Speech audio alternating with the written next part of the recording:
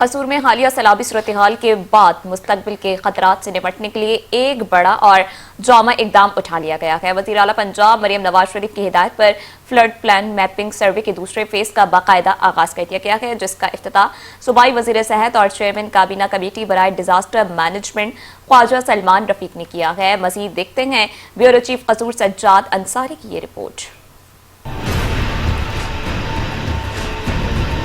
وزیر اعلیٰ پنجاب مریم نواز شریف کے ویژن کے تحت قصور میں flood plan mapping survey phase 2 کا آغاز کر دیا گیا۔ ڈی پی ایس سکول میں منعقدہ تقریب میں صوبائی وزیر صحت Khawaja Salman Rafiq, D G P D M میں Irfan Ali Kathia, deputy commissioner Kasur, police اور ضلع انتظامیہ کے افسران شریک ہوئے۔ اس موقع پر صوبائی وزیر صحت خواجہ سلمان رفیق نے کہا کہ فیز 2 میں ہم اس کو ستلو سے شروع کر رہے ہیں، چناب، جہلم اور راوی کا بھی سروے کنڈکٹ کیا جائے گا، اور جتنے بھی نالے ہیں، چاہے ایک ہے، ڈیک اور جتنے بھی نالے ہیں، ان سب کا کمپریہنسو ایک سروے کیا جائے گا، جس میں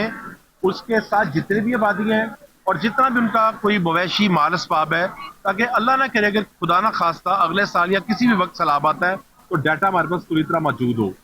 D G P D M A کے مطابق سروے کا آغاز بیک وقت قصور اور راجن پور سے کیا جا رہا ہے، جس میں 150 سے زائد ٹیمیں دریائے ستلج اور دیگر علاقوں میں کام کریں گی۔ D G P D M A Irfan Ali Kathia نے بتایا کہ سروے کے دوران موبائل ایپ کے ذریعے ریئل ٹائم ڈیٹا اور سیٹلائٹ سے گزشتہ 20 سال کے سیلابی رجحانات کا تجزیہ کیا جائے گا۔ کسی بھی ڈیزاسٹر مینجمنٹ